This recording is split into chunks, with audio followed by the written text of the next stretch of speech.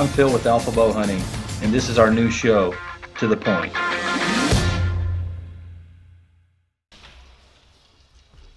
Welcome back, everybody. It's another episode of To the Point.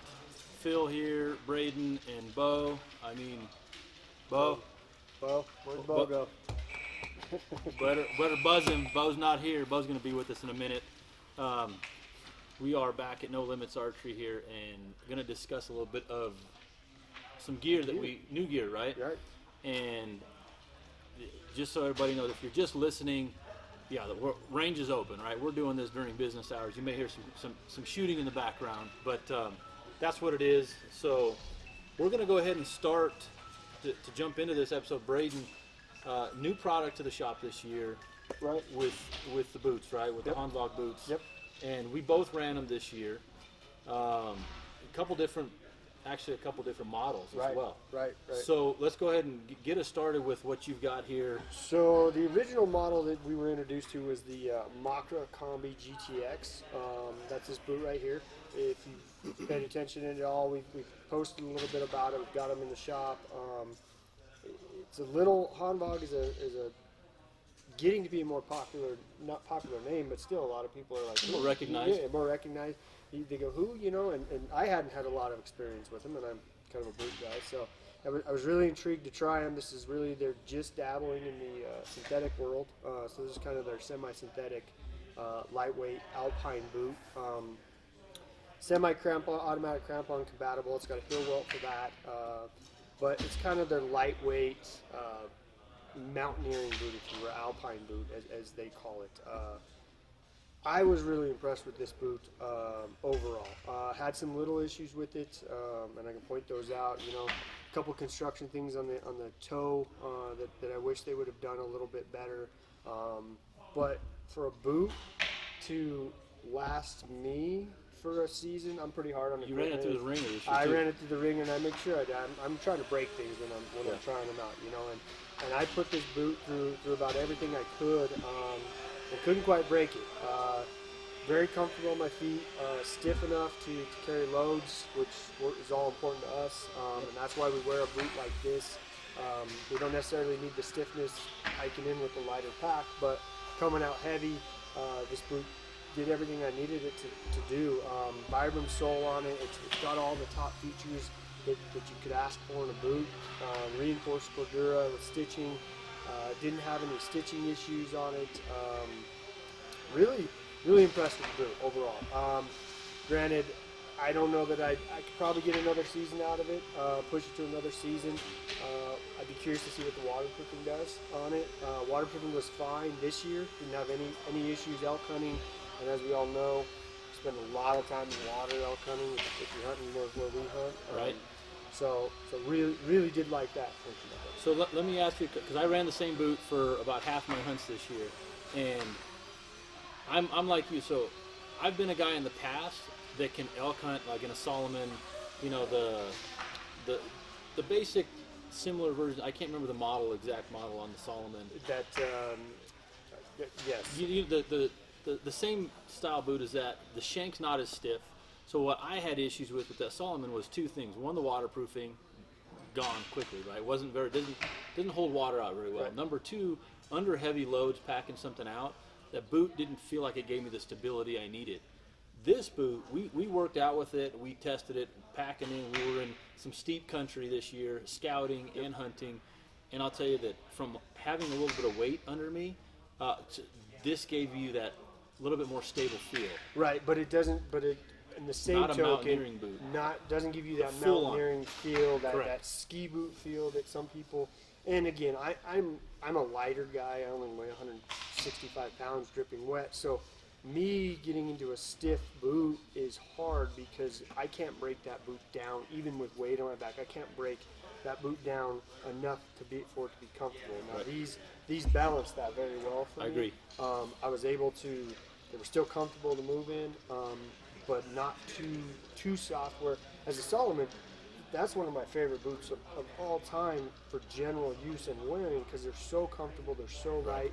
You can hammer the mountains with them. But once you get a load on your back, that's where things change. Going across rock fields and like I said, the waterproofing for me, they wouldn't last a year. Right. You know, And from scouting to summer camping and then hunting, they wouldn't last Right. a year. Right. So lead into a little bit into, they've got some new offerings. This is a boot that we stock at No Limits Archery. You can get it online, you can get it in store. Obviously the quantities are low right now because they're importing these boots, right? So they're out of Germany. Yep. Is where they're from. So it's spelled Hanwag, but I believe it's pronounced Hanwag. So if you spit that Vog out, you're gonna get that out like the Germans. But for sure. Yeah, they got a couple new offerings. I actually was fortunate enough to get into a pair of the boots. One of the boots they're gonna be coming out with this year. And the Ferrata 2s is what they're called. A little bit stiffer than this boot, and actually trying to be almost a full synthetic. It's a real true full synthetic offering.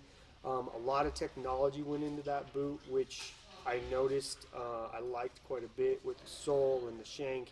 So really excited to bring those two. There's also another pair that we're bringing in called the Alverstone 2s, which is going to be more of your trekking alpine, similar to this type of boot. I think it's closer to kind of that other pair, the Tatra Light that you wore, but a little stiffer to provide that in between. Yeah, and I hunted pronghorn, and I even elk hunted a little bit on my day trip hunts on that Tatra Light. And like I said, from a waterproof standpoint, no issues.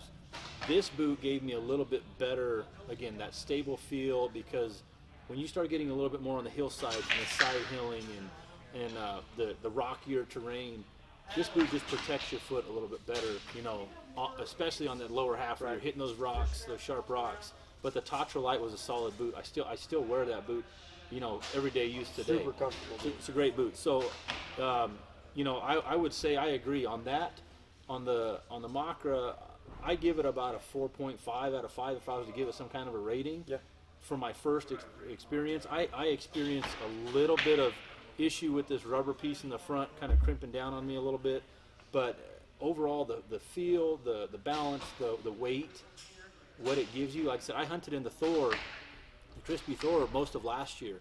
And that boot, I really enjoyed that boot. This boot just, I would even say it's a little bit lighter, maybe. I think it's a little bit lighter, and I think the way the boot is designed, it disperses its weight. And the Thors, I really like that boot, but I have a really interesting relationship with that boot because love-hate I get 2 pressure points on the top of my foot, whether it's the pair I have or whatever it may be. But I think it's a very comfortable boot. Yet it didn't provide enough of this lateral support and that's where this boot, I think, excels past that, and what I need it for is that lateral support. I would agree 100% that this boot, I definitely think, is a little bit better than that Thor, in my opinion, having run it more this year. So a lot of good things coming with the Hanwag brand. Like I said, excited to be partnering with those guys as a retailer. And it's just, like I said, I mean, we sell multiple brands in the shop, but this is just one that a couple of us ran this year. So good report on that. We'll get more into some gear as it starts coming out. The item I want to touch on today, it's something it's new to me and it's new to the shop. We started just carrying these here a month ago or so. And it's the Ethics Archery system. It's kind of that half-out insert system with the collar, but from a standpoint of versatility, you know, we sell a lot of Easton arrows, we sell a lot of gold tip arrows in the shop, and you know, a lot more people are being conscious of front of center, and good or bad, it's there. So the people that want versatility with the components, this system really gives you that. I mean, they have the 165, 166 offerings, the 203, 204, and they actually just came out with the standard diameter shaft with the same system. And what's really nice about that is they have either an aluminum insert outsert system or a stainless steel, and the same thing on the collars where you can really tweak your weight. I mean, they've got break off weights. The insert, exact. So the insert system, it gives you versatility because you can cut off or break off the weights and change the weight. Or go to a combo, which is combo is an aluminum insert with a stainless collar, to achieve the weight that I was looking for. I didn't want to go super FOC, but I wanted something to protect the edge of my shaft a little bit better. The pronghorn I shot this year out of my 72-pound bow with an injection, I just used a standard, the hidden insert system. Didn't have this system yet, and that arrow blew right through that antelope, but it stuck in the dirt on the other side. Now, the tip mushroomed a little bit when on impact, and I'm not a guy that likes to recycle arrows very much anyway. I kind of have a low respect level for arrows, right? I'm pretty rough, like you said, on equipment. I try to break stuff. Right. But this system, what I've experienced, I've got my broadhead target that I've been shooting all year is pretty war, and I blew through the target a couple times with my practice arrows with this, and these arrows finishing out right at like 505. And yeah, it's a really good build. The arrows that I was shooting, now granted, more wear and tear on the target, but in the same spot that I was shooting at, my 540 grain arrows weren't blowing through yet. They were starting to poke out the back of the target, but I blew completely through the target. Recently I've been practicing again for whitetail season with some of these, and them ending up in the back in the dirt, and I put them back in the spinner, and no issues, no bend, they're still spinning straight. So from a durability, I'm just starting to test these. But again, the versatility, and then you're looking at components, the whole system is around $40 to $45. You look at like the titanium outsert system from Easton, for 6 arrows you're spending, for 6 components you're spending that, you know, and it can get pricey. So I'm pretty excited about the Ethics Archery component system with their versatility, and even adding a stainless. I love stainless steel components. Yeah, I mean, I do too, and I had some experience, you know, with them when going to those micros this year, and but yeah, that system there is exciting. And I don't know if any of you knew this, but you don't have to use the insert systems that come with your arrows. You can mix and match and play, and that's what we do here. Just to it really gets us into that front of center and gets our arrow weight where we want it for the primary or pinnacle arrow. And even to take it a step further, right? This system. So there's your collar. If you can see it on the camera. Anybody's watching on YouTube, this is what sleeves in. You got the cutoff lines here for the different weights, and so you're actually going to glue this in, and that aluminum outsert portion sticks out a little more than a 1/4 inch, and then this collar slides right over the top of that and your shaft. So it's protecting your shaft roughly, you know, 1/4 inch, 1/2 inch off the edge of the shaft, which is more so than some of the other component systems out there that just cover a 16th or a 32nd of the edge of the shaft. Now, I even took it a step further, tweaking, messing with stuff on this system, and I still stuck with the standard HIT insert, just glued it right flush to the edge, right? And then, so then if you were to just screw this tip in without that collar, it's basically sticking out that non-threaded portion in front. And when I go back to put this in, I'm really dependent on the stainless steel collar to give me the stability and support on this system. So again, I'm even tweaking their system a little bit to my weight liking. But you see your weight liking, right? That's it. So I could have achieved the same thing by cutting this off. I've never been a huge fan of an outsert system. What I do like about this is that stainless steel collar you can put over it. I wouldn't be afraid to try this. I just didn't want to shoot as heavy of an arrow because I actually dialed the poundage down a little bit on my bow. Right. So going back into the alpha system with achieving desired kinetic energy, momentum, and speed, this is what gave it to me with this Axis build on a 300 match grade. So exciting on those components. Always protect your shafts, people. Yeah, always cover up, right? Always cover the tip. Safe. So all right, we're gonna go ahead and bring in Beau. Beau, where's Beau? Beau's getting buzzard too. Right. Beau's getting buzzard. No, so we're gonna take a quick break, which you're not gonna see it because we're gonna clip it right in. Right. And Beau's gonna come in with his new sleep system that he ran, and then we're going to wrap up this episode and continue with the next one. So we're going to go ahead and be right back right almost now. All right, we're back with Beau this time for real. So obviously talked about braiding with the boots, and I went over some of the components on the arrows, but Beau, you had mentioned in a previous episode your sleep system, and we've had some people actually message in asking some questions on that. So once again, show us what your system kind of looks like and entailed, weight, and then talk about it. And then I have some questions that some of the people had actually chimed in on. So okay, cool. So here's basically the sleep system itself. Obviously, Lost Park Parkas added to that. Like I said in the previous episode, this is literally the same exact size as my bag was, my original bag, before I changed the sleep system. And in this 5-string stuff sack from Kifaru, I've got my quilt, I've got the sleeping pad, the stakes, my shelter with the annex, everything. So realistically, was it drastically lighter than my original system? Not drastically, but it saved me a bunch of space in my pack.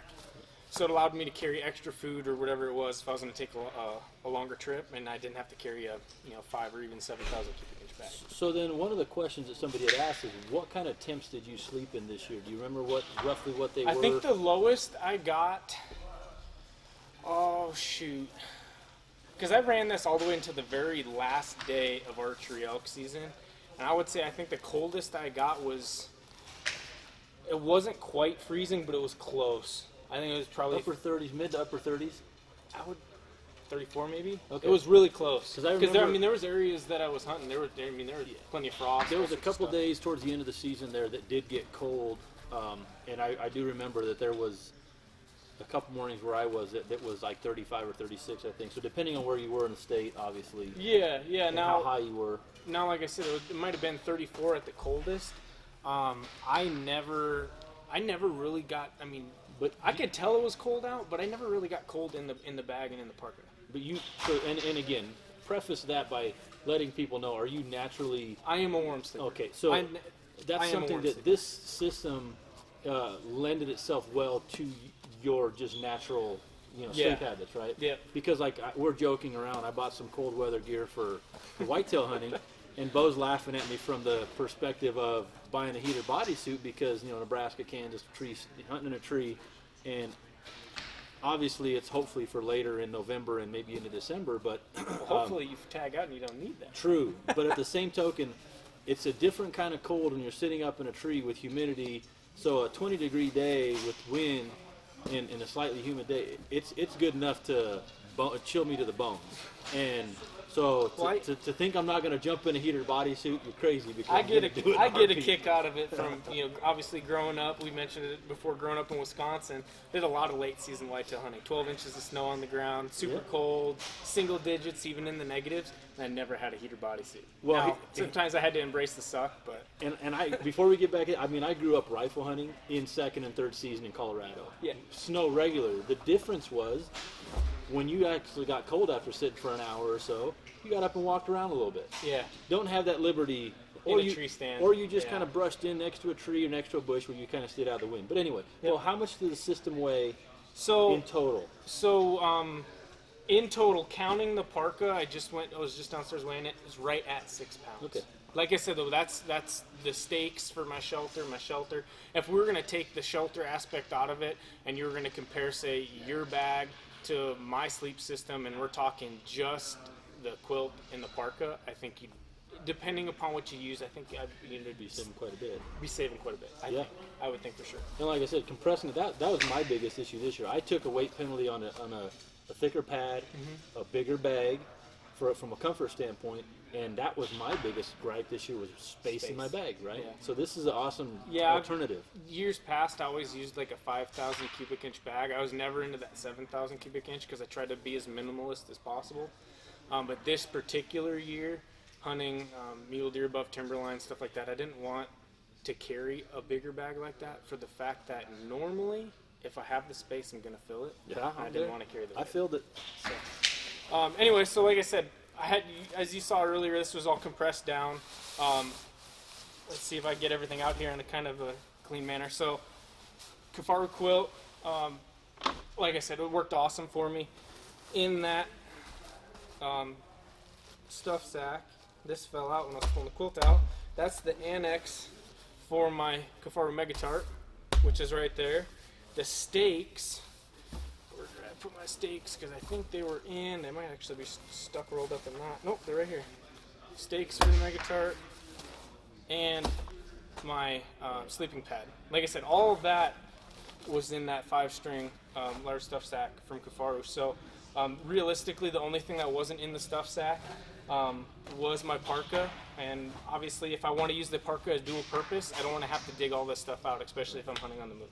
No, I like it, man. It's like I said, as an alternative, specifically if you're looking to go a little bit more minimalist with a smaller pack or have room to not have to be. Well, for those long hunts, you know, a lot of times I would go out and I'd hunt for 4 or 5 days, and I'd come out and either jump to a new spot, or you know, grab more food or whatever it is, or it might have just been a shorter planned hunt. This year I planned on, you know, that first week of the season, 11 days, and my hope was to get back in there and hunt for, you know, add, like I said, normally I'm 5 days, add 6 to 7 days before I had to hike out. So I wanted to save a little bit of space, but I still didn't want to run that big bag. So. Well, I know I can use that space for more food and some gummy bears, right? some gummies are always a good thing.